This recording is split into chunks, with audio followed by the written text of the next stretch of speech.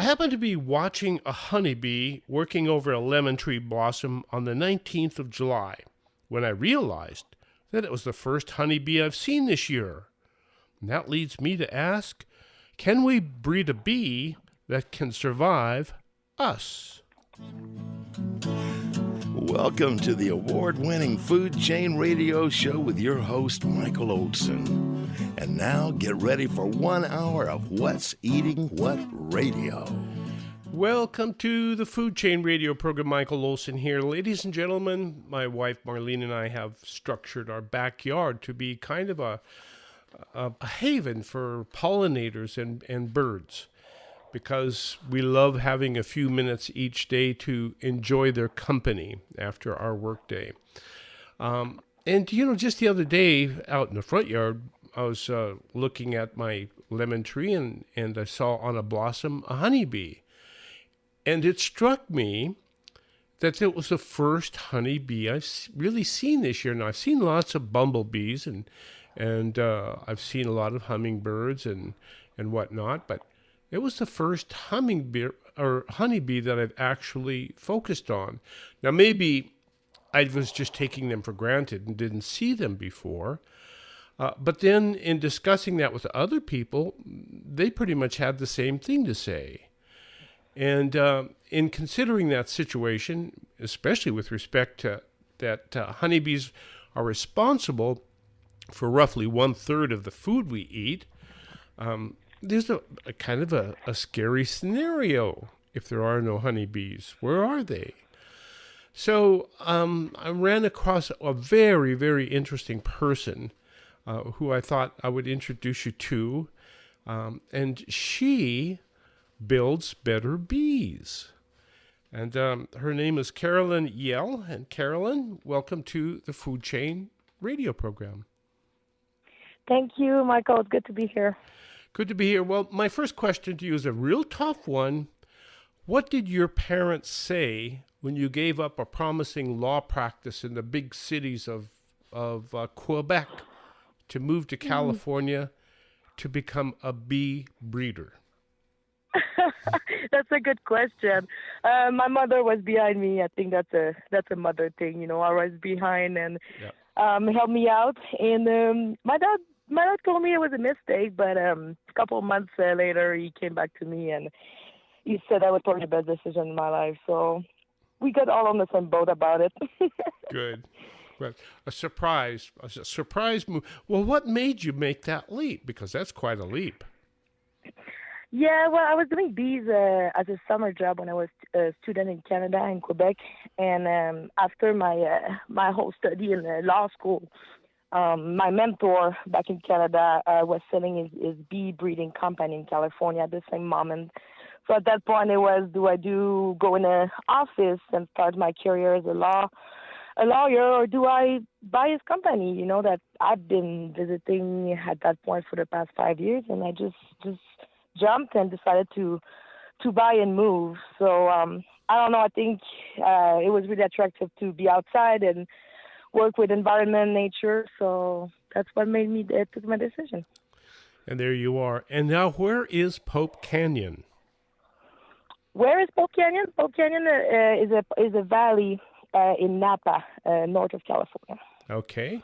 And the name of your company? Pope Canyon Queens. Why Queens? Yes, because we're breeding queen bee. So our main focus as beekeepers, you can be in the honey industry, you can be in the pollination industry. We are more focusing on breeding a queen bee, and on top of it, a better queen bee. Mm-hmm. So we're breeding mainly in Pope Valley, where the name comes from. Do you think of your bees as livestock? I guess in a way, yes. I think there is a negative connotation with livestock. They are almost my pets. But yeah, they are considered as livestock, and we care about them as livestock for sure. Mm-hmm. Well, there are people who breed horses to run faster and breed cattle to, yield more milk. What do you breed honeybee queens for? Well, we are trying to actually breed the queen bee to be back to their essence, in the sense that we import honey queen bees years ago to be able to pollinate our crops. The way we're doing food and growing the food in North America, we needed much more pollinator, and we brought the honeybees that are not native from here. The thing is, if you compare with the horses or dogs, when they breed within each other for so many years, they become inbred. So what we're trying to do is bring back better gene in the pool gene. So we're trying to basically take genes from other countries that never, touch American ground, and try to improve their genes. In what respect are you trying to improve them?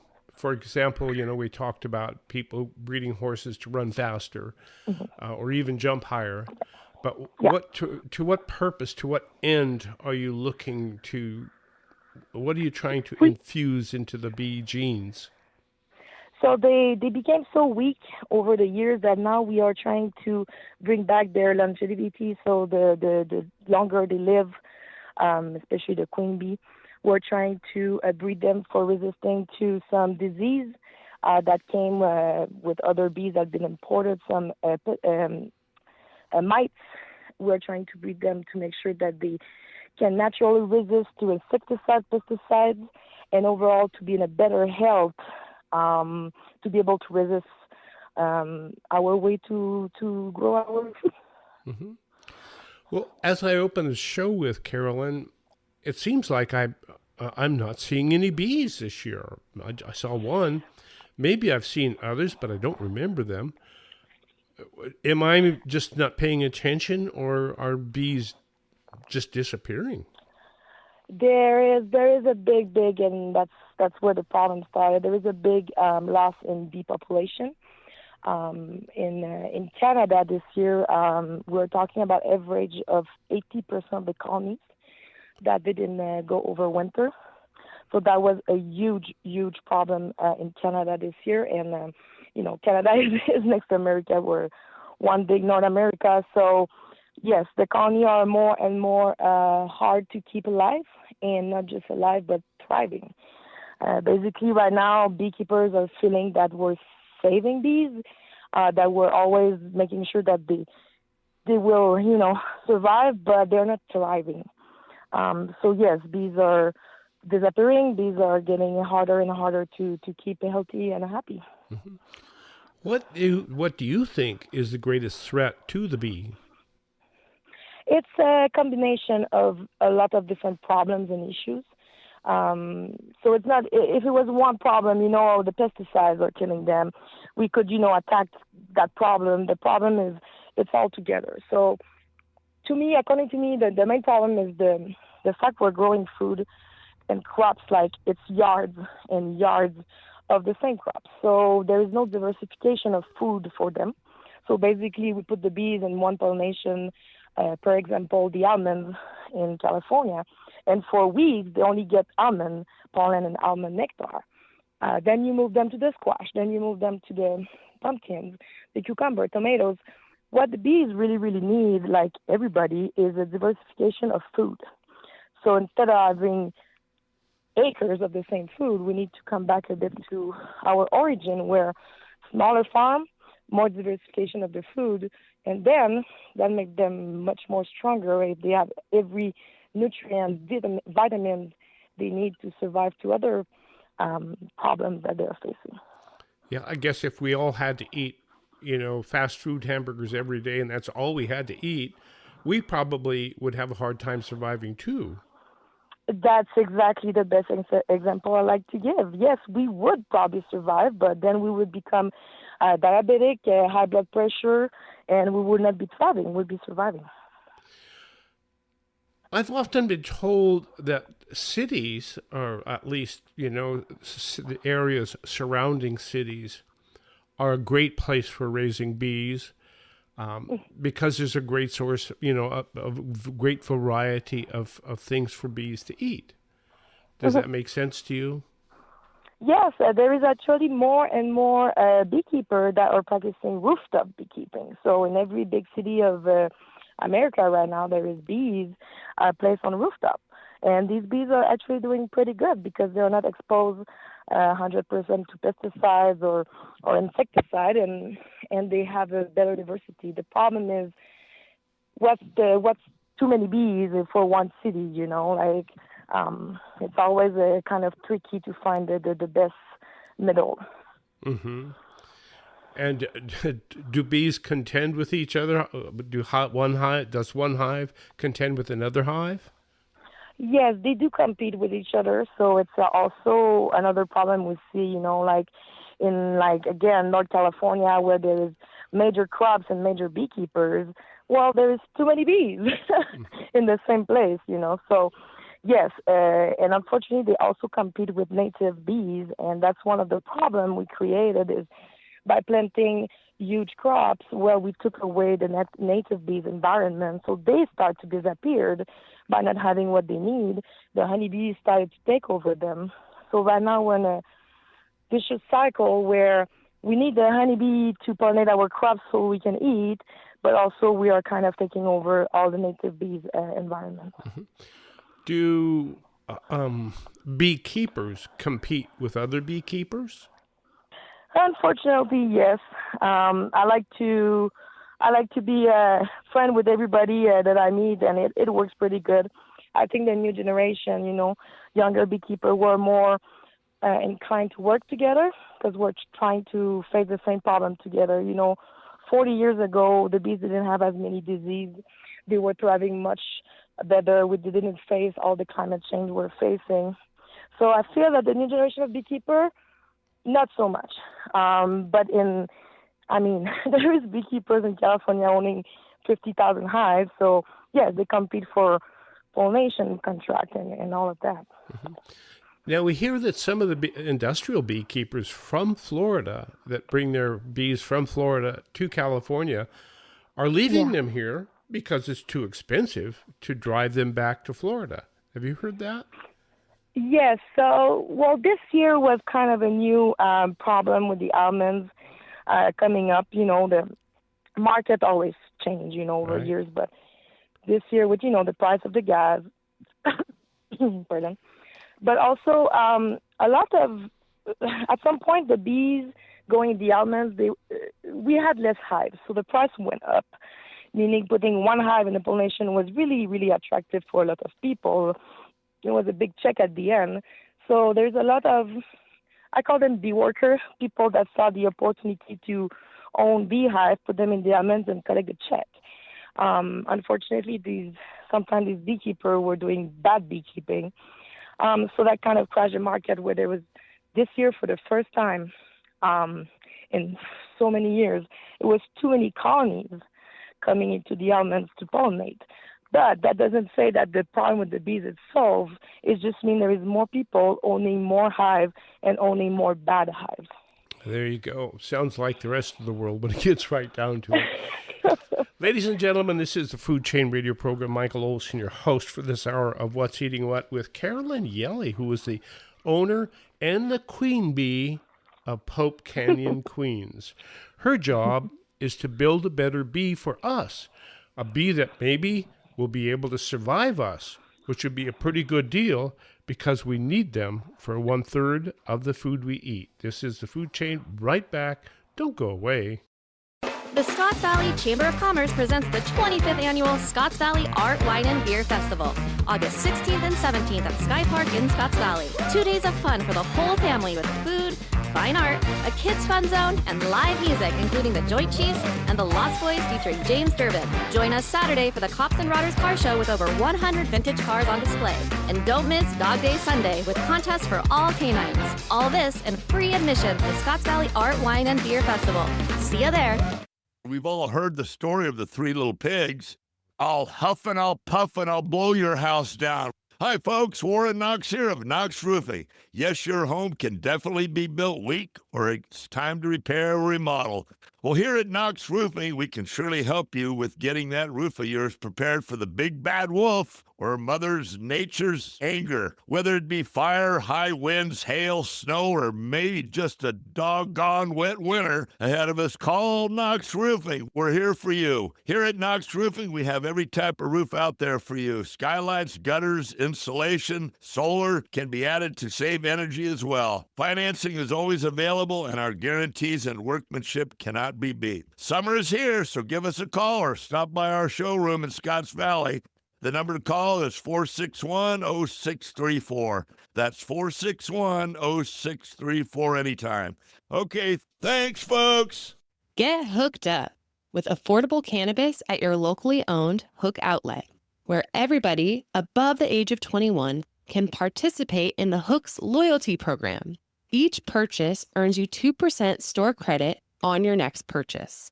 Get hooked up with the best cannabis at affordable prices at the Hook Outlet in Capitola and Watsonville, or order online at hookoutlet.com. Get hooked up at the Hook. Attention content producers. You can have access to a complete digital media production facility at Satellite Co-working and Digital Media Studio on Soquel Avenue. Easily rent video and audio equipment, a studio with green screen, editing suite, and audio booth, all at can't say no rates. Schedule a tour to see for yourself at satellitecoworking.com. Mention Santa Cruz Voice for 20% off your first reservation. It's time to eat healthy and happy. Hello, I'm Carolyn at Charlie Hong Kong. One ingredient that makes Charlie Hong Kong noodle and rice bowls so healthy and happy is the fresh organic greens we source every day from the farmers who grow them in the sacred soil of the Pajaro Valley. They are fresh and delicious. When your body cries out for real food, stop by Charlie Hong Kong, Santa Cruz. And now, more of What's Eating What on the Food Chain with Michael Olson. Carolyn Yelle. She is the queen bee of Pope Canyon, Queens. Her job is to breed a better queen bee. Carolyn, for those of us who don't know, what exactly does the queen bee do that makes her so important? That's a good question. So the queen bee is the mother of the hive. She's carrying all the genes that will basically give the line of the colony health and colony habit and behavior. She's laying up to 3,000 eggs a day. So basically her job is laying eggs to make sure the population stay up and going. Without the bee, nothing is happening. The bees just get lost. They don't have any directive to work. But most importantly for us is she's carrying the genes, the behavior, the defense mechanisms that we are breeding. She's the one that carries the software that runs all the hardware, I guess. Exactly. There you go. What dangers do the queen bee face in the hive? What makes them so worth protecting? It's so difficult to protect. In general, the queen bee is pretty protected in the hives. You know, she never fly out after her first mating flight.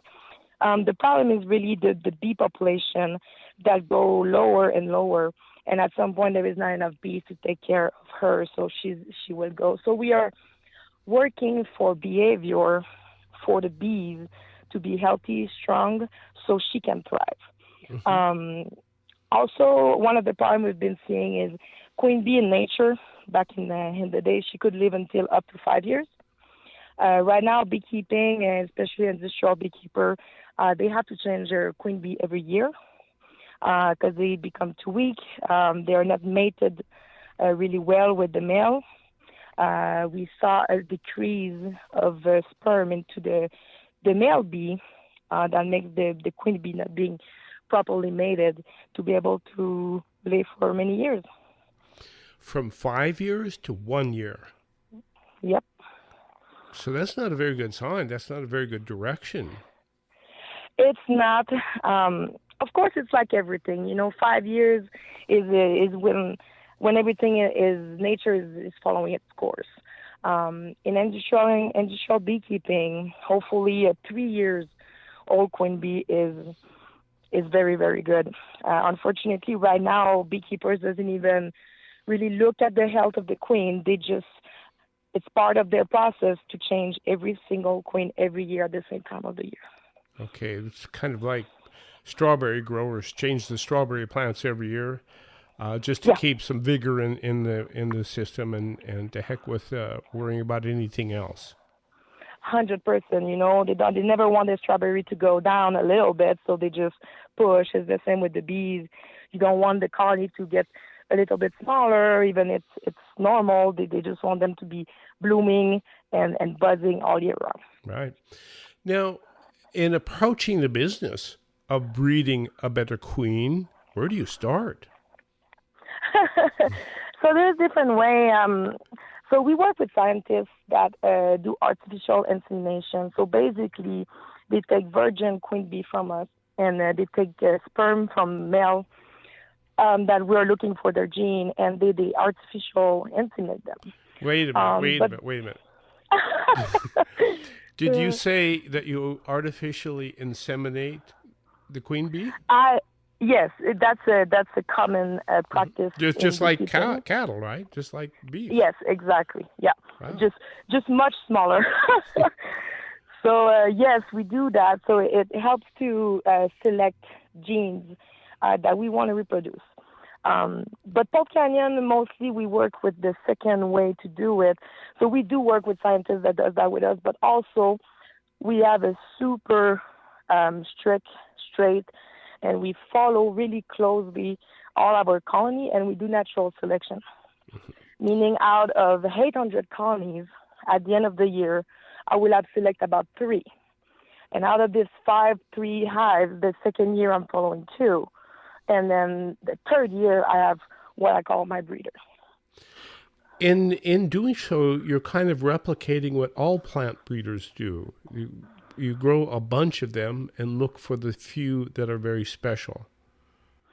Exactly. Very special, and also that are corresponding to what we're looking for them. For example, there is genes of bees that will produce heavy honey all year round. No matter what they will produce, even like they don't have the resources, they will produce until starvation. What we're looking for with Pope, with the climate change and the flowers are going lower, we're looking for bees that actually preserve their resources so they can go all year round without starving. So that's what I will be looking for. Okay, how many honey they put on during the season and how many they actually eat, and then I will select from them. So it depends what you're looking for. Mm-hmm. Now, how many hives do you keep? I'm considered as a small beekeeper. I'm keeping about 800 hives to 1,000. Why is that? It's because I want to know every single of my hives. I'm treating them individually. I'm not treating them as a group or as a as a flock.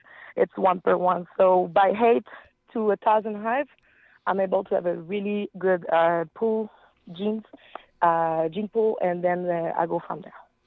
Now, you're in the Napa or Sonoma County. You're in wine growing region. Is there enough food for the bees in Pope Canyon? No. We move a lot of our bees, not for pollination. We're trying to keep away from it. That's in the best world. The hills and the mountains are what help us a lot to preserve our bees. So, during the big crops of almonds, our bees are more in the valley, and then when that dies off, we move to the hills and mountains where it's better climate, better weather. And yes, we're in Napa, we still try to keep away from the vines. In some respects, beekeepers are herders, and as you herd, you have to keep moving your critters from one place to the next to keep them in food, and that's the tradition of the shepherd, right? Mm-hmm. Yes, it's part of the deal, but again, it's a fine line, because if you move them too much, you're creating a lot of stress on them. which become a problem. You were mentioning earlier with Florida beekeepers sending beehive to California. We're talking about semi of 400 beehive that travel for days under every condition.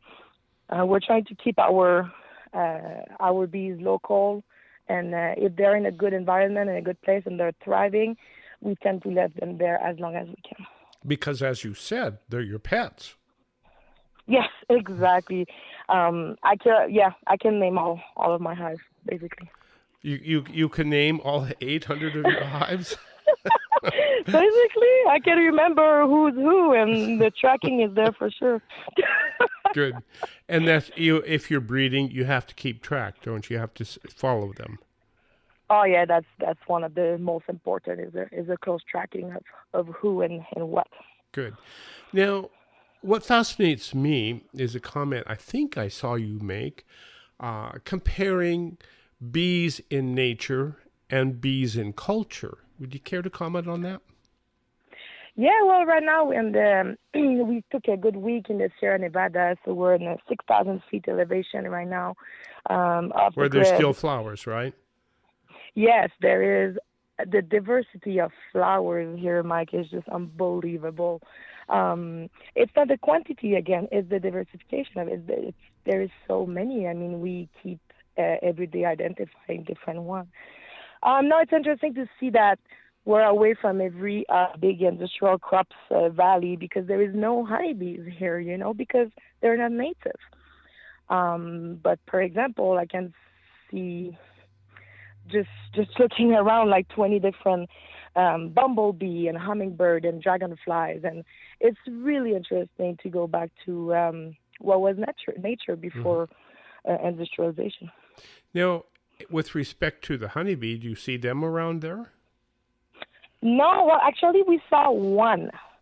So honeybee, like the one we're talking about, beekeeper breed, they are in a box. They don't really survive in nature. They can, but it's not their environment to survive. They need a beekeeper to take care of them.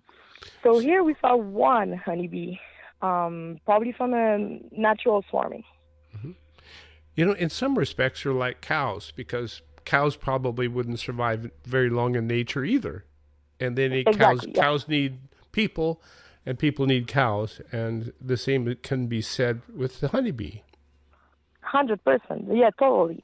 But it's still interesting to see that because bees are swarming, they're a bit harder to keep than cows, like gates won't stop them. So there is a lot of swarming from honeybee, from beekeepers that just take off. And some of them might be surviving in nature, and that's kind of what I would love to discover. That's what you would really like to find, right? Right. Imagine, like a bee that can survive in nature, yeah. Right, that didn't have the help of nobody and still survive through the disease and the mites and see, what are these bees? Why are they different? Why are they surviving? Have you ever found such a hive? Oh, not in the point that you can tell, okay, that hive has been surviving in nature for years. Right. But of course, we find swarm and we got phone call. But most of the time, these swarm have been there for a couple of months. The ultimate goal would be to find a swarm that has been thriving for years. Mm-hmm. And that would be difficult to determine how long a hive has been in any one place. Maybe if you found an old barn out in the countryside with a hive in the wall, that might be a good way to start, huh? Exactly. Actually, there is some discovery like this. I remember one story, one beekeeper forgot about the hive. He had 100 hive in a field a bit like away, and so he forgot about them.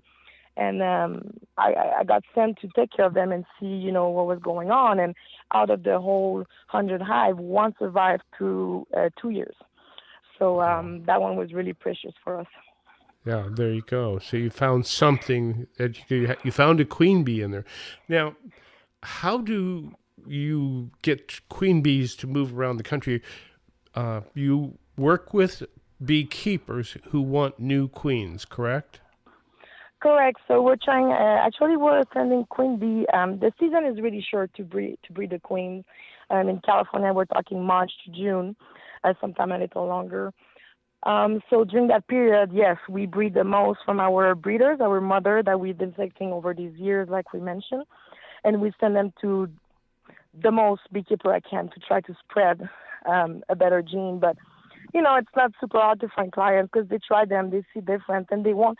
For them, they will save money, because if they don't have to change their queens every year, the hive is thriving and making more honey. Well, then it's win-win for everybody. Mm-hmm. May I ask how much a queen bee costs these days? Yes, so we are on average. A queen bee these days is average of $22 to $30. Mm-hmm. So that's about the price, My mentor always tell me that he remember when he started, it was $6 queen, but everything seems to go up. Everything goes up. How do you ship them around? I mean, what do you put a queen bee in to ship it? So every week, me and my team, we catch about, when I say catch, we go from little colony to colony and catch about 2,000 to 3,000 of these queen bees by hand. We put her in a little plastic cage with sugar, patty, and 3 to 5 bees with her. So it's a little plastic cage. The queen is in there. The bees are in there. They're feeding her with the sugar in it. And that is placed in a box that we ship by UPS. Wow. And Yeah. some happy beekeeper wakes up one morning and there's the UPS guy with a little tiny cage with bees in it. And here's your queen. And yeah, basically they get shipped about 100 each. Also, people go and get them at the airport directly for the safety of the bees. Well, how do you replace the queen bee that you take out of a hive? Well, it depends where's your problem. I mean, if the queen is she died off, you can just introduce the new one. The bee go through that patty, that sugar I was mentioning in the cage. Mm-hmm. The bee of the colony go through it, start eating it, and the bee inside the cage as well, and they meet middle, and that the queen bee has a pheromone that the outside colonies slowly smell, and they can accept her with her smell. With smell? Yeah. Wow. Is the smell of the queen bee. If you just put the queen bee without introduction, we call, in a colony, they will reject her. She's a stranger. So her pheromone is not only what makes her to be accepted by the colony, it's also how she communicates what's needed in the hive. There is different smell for different odor. Huh. There you go. So that's a pretty significant work of art to manage. So how many queen bees do you put out into the world every year? This year we were managing to put out about 20,000 of these queen bees. Next year our goal is 30,000. Really trying to always improve and to always make sure that other beekeepers know what we're doing, and hopefully will work with us and try to improve the whole market of beekeepers. Amen to that. Ladies and gentlemen, this is the Food Chain Radio program. Today we're talking about breeding a better bee, a better queen bee, with the queen bee herself, Carolyn Yelle, who is the owner of Pope Canyon Queens. She is in the business of breeding better queens so that we can have a more stable population of honeybees. And as we look around, we don't see many honeybees. So we have to do something to bring back our bees. And nobody is doing more than the good folks at Pope Canyon Queens. We will be right back after this. Do stay tuned. You can earn a substantial income by farming for the city. All you need to do is take your crop to market and win the competition for the consumer dollars. There is a well-proven strategy for winning this competition. You will find it embedded in Metro Farm, the guide to growing in or near the city for the city. Polyface Farms' Joel Salatin. Few how-to books could be more appropriate for our times than Metro Farm, a truly comprehensive manual. Metro Farm makes the whole embedded food system doable. It's a must-read. USDA Director Bud Kerr. Big book. Metro Farm describes the agronomic, economic, and managerial concepts required to generate substantial profits from agricultural locales near metropolitan areas. Before you plant your seeds, pick up a copy of the Ben Franklin Book of the Year award-winning Metro Farm. Then plant your seeds and win the dollars. MetroFarm.com. MetroFarm.com. Duke the Pug will soon turn 20, which is pretty good for a dog breed that averages 11 years. When Duke was 13, he lost a lot of hair, had a hard time getting up for a walk, and his bowel movements were not very moving. We started making his food instead of buying it. We cook up a big batch of rice, chicken, broccoli, carrots, and turmeric, freeze meal-sized batches, and thaw them at mealtime. We also sprinkle Arthrodex on each meal. Arthrodex is a complete blend of plant-derived minerals, vitamins, amino acids, and enzymes formulated to make old dogs young again. And it does. Duke the Pug does have his problems, but he has all his hair, loves daily walks, and has no problems with his movements. Breakfast is at 7, and if it's not there by 7:01, we all hear about it.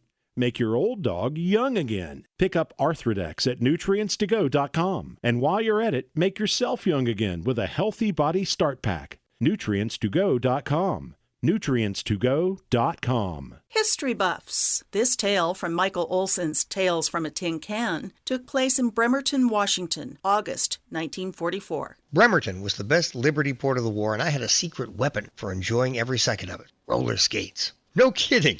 Now, right outside the gates of the base was a sailor bar, and almost every sailor would stop right there, but not me. I kept right on going till I get to the roller rink. Most of the guys thought I was nuts, but I wasn't. You see, there was no better way to meet girls than to skate around in a rink in your dress blues. Back in those days, I was limber enough to do tricks like wrapping one leg around my neck while I was skating on the other. Yeah, most of the guys thought I was crazy. They'd see me leaving the base with my skates and just shake their heads, but heck, I laughed all the way to the bank. Tales from a Tin Can contains 424 tales by 44 sailors aboard the USS Dale, from Pearl Harbor to Tokyo Bay. Order your Father's Day copy at talesfromatincan.com. That's talesfromatincan.com. talesfromatincan.com. So much to say, so little time to say it on the Food Chain with Michael Olson. Welcome back. This is the Food Chain Radio program. Today we're talking about breeding a better bee with Carolyn Yelle, who is the owner and the queen bee of Pope Canyon, Queens. Carolyn, would you take us for a visual tour of your queen bee farm? What does it look like? Yeah, for sure. It looks like, so unfortunately we lost our farm 2 years ago from the LNU fire in California. Ooh. So right now, yeah, that was a tough hit. Well, wait, before we go on, it was a huge fire. What happened to your farm? So basically, the fire that was called later the LNU fire complex started at the Hennessy Lake up in Napa, where my bees were, and burned all the way down to this small city of Vacaville, and where the farm is. So we lost 75% of our colony of bees, and we lost the building and the farm as well. So goodness sakes, you're intense. Yeah, the scenario, the scene of our breeding company really changed in the past 2 years. But for the better, I would say. So now we're fully back on track. Thank you for the community. Thank you for other beekeepers that helped me to bring back genes. Thank you for a lot of people that get together to help me keep going. But now we're as I said, we're back on track. The farm is brand new, so we have new equipment. I have a lot of beekeeper friends that came and helped out in the past years to give me more time to be able to recover. So this year was a good year. We were really, it brought back a lot of people together for sure. You know, Carolyn, farmers, ranchers, country people are like that because they rely on each other. And when things go wrong, they tend to lend a hand, fix things. 100%. Yeah. So you're blessed by good people. And do you know how we could infuse that into the culture of a city somehow? I'm sure that in any difficulties, hard really problem, people tend to get together to apologize for other, old stories and to get together. So I'm sure that in our roots, even it doesn't show right now, humans are good and they would be able to get back together and do something better. Well, we love your optimism, and you are an optimist because you're breeding queen bees, right? Right. I need to be optimistic. I mean, yeah, it's a battle that it's hard to see the end of it. At the same time, it's such a good goal that it's hard for me to really stay away from it. Mm-hmm. Well, let's look at the world of bees in very general sense. We see them in trouble, and we've done a number of shows about them being in trouble through the years, and it does not seem to be getting any better for the bee. What if you had a magic wand and could wave it and make the world a better place for bees? Where would you start? Hey, it's a hard request to do for a capitalism system, but that would be to have smaller farm, rotation of the crops, diversity of the crops, so more different like field and crops, and do rotation of the crops. So it would be to ask to step back. To accept to not eat banana when there is no banana in the state in America, and eat tomatoes when it's only the season of tomatoes, and when fall roll in, to focus on buying pumpkin and squash, and more accept to eat according to the season, according to the farm, and the small crops around you, eating local. That would be the first and the biggest step to see a big change and quick. Yeah. So in essence, what would be best for the bee would be best for us. Exactly, 100%. Yes. But we're so used to have access to tomato all year round and to have access to fruits and veggies that we would never see on our ground, that it's a hard thing for every American to say, oh yeah, I will step back from what I really want and go for what I really should want. To what is easy and cheap. Yeah, and that's the thing, we're used to, sometimes we buy tomatoes from, Mexico, as our neighbor might be growing them. Another thing that may be a big problem is our reliance on money inputs for agriculture. We have replaced our time in the field with money that can be used to buy chemicals like neonicotinoid pesticides, like glyphosate herbicides, and we've come to rely on them to the extent that, in essence, we've covered the earth with them. Yeah, 100%. That's why it's a tricky question, because really in that situation for us and for the bees, it would be really to step back and go where we started from, exchanging crops and having smaller owners and all those things. To what extent do you think the neonics and the herbicides like glyphosate-based herbicides are having an impact on the bees? Oh, they do. I mean, it was easy somewhere that identify years ago to, if you spray that chemical on the bee, it will die in front of you. So that's easy. People ask for change these. The problem is it doesn't affect, now the new pesticide doesn't really affect the bee exactly like if you spray the bee, it survives. So they would put on the label, safe for bees. The problem is the bees are gathering nectar and pollen with these new insecticides and pesticides in their hive, and it affects the production of babies and the health of the colony. So there is a bad effect on them, but it's not direct. It takes over weeks or months to see it. So it's not safe for the bees at all, but it's hard to really have proof of it. Apparently, fungicide are safe for the bees, but we see directly impact on the bee colonies where they spray fungicide. It's funny. It seems like the same thing happens with us people. It's safe for us to eat, they say, and they have the best money science can buy to prove that it is safe, but maybe it's not. And maybe the long-term exposure to this stuff has a way of affecting us in the same way it has of affecting bees. And therein lies a big problem for all concerned, bees and people alike, I guess.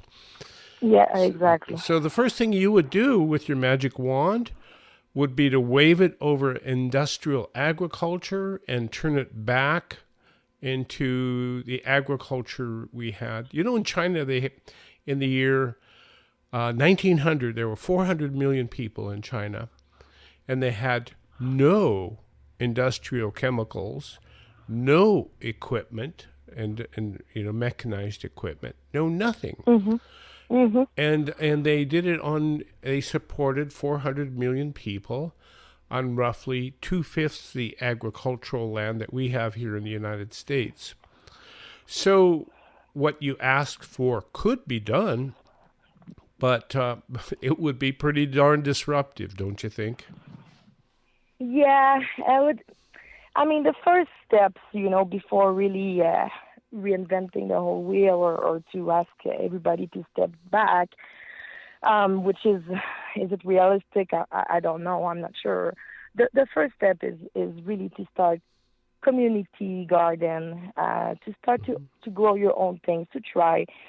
There is more and more rooftop gardening in the cities, and that's all good steps to go toward that, buying local, obviously, and all these things. So there is already steps. I just feel that sometimes we need to act a bit faster than we are, but there is positive for sure in our new practice. Can we get by without the bee? Without the bee? Yeah. No, we can't. I mean, again, it would not be realistic, but without the honeybee, it would be, again, to go back to regrow the environment of the native bees so butterflies come back. I don't know if you remember, but I remember, and I'm young, I remember, clouds of butterflies. You would walk in a field and it would be just, we don't see that anymore. We really took over the native. So that would be to bring back environment, shelter for hummingbird, monarch, butterflies, different native bee, carpenter, bumblebee to come back. And then we could say, okay, we don't need the honeybees. But really, I'm not sure that's really realistic. Mm-hmm. Let's talk a little bit about what city people could do, because that is most of our audience. Most of our audience are city people, though we have a lot of ag people who join us as well. But, most people live in the city now. Yeah. How can city people introduce themselves to the world of bees? Again, we mentioned it a bit earlier in the show, but the rooftop beekeeping is something that is growing.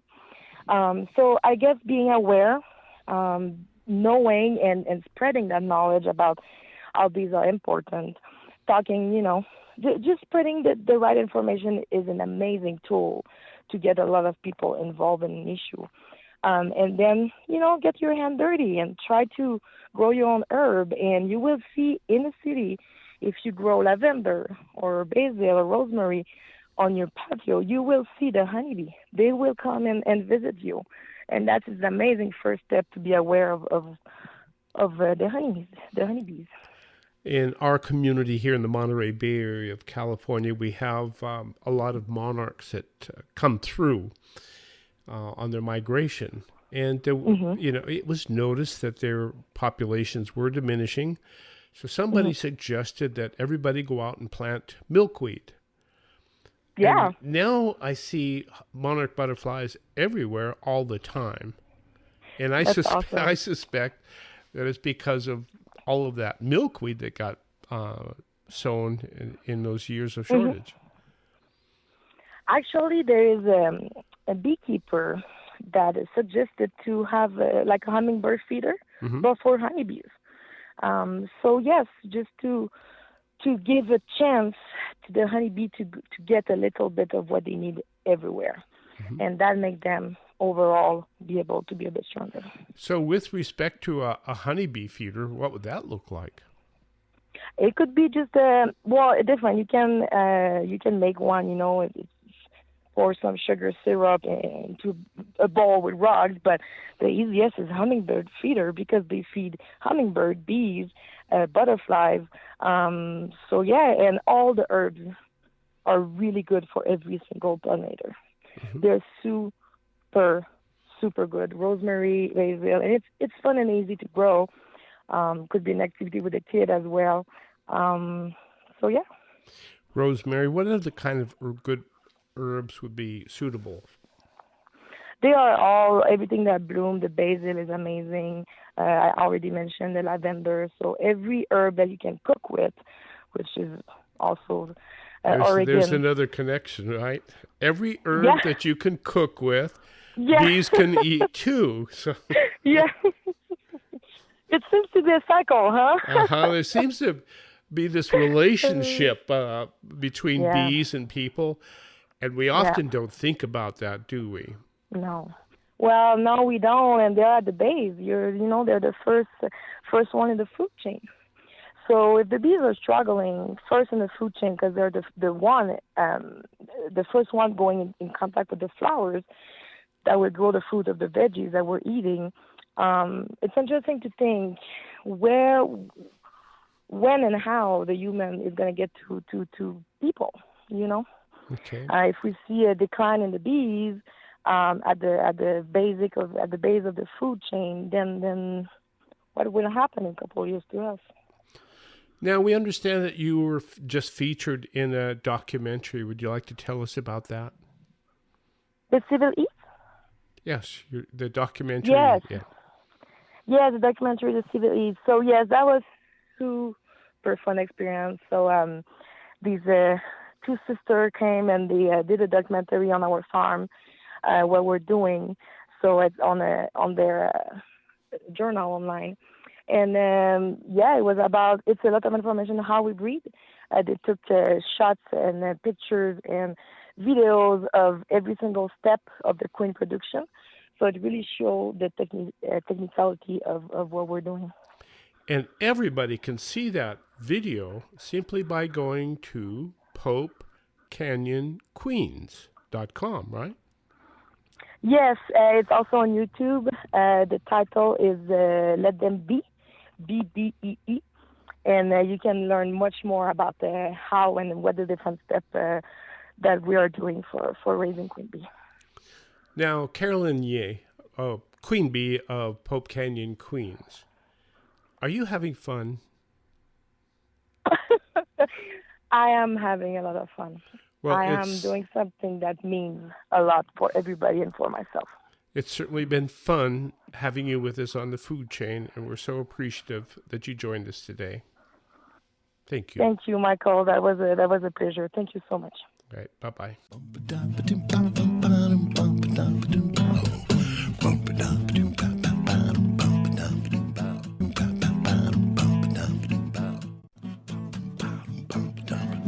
You've been listening to the award-winning Food Chain Radio Show with Michael Olson. And if your friends missed the show, tell them to log on the Food Chain page at metrofarm.com for a listen. Now, go out and find some food with its farmer's face on it and live.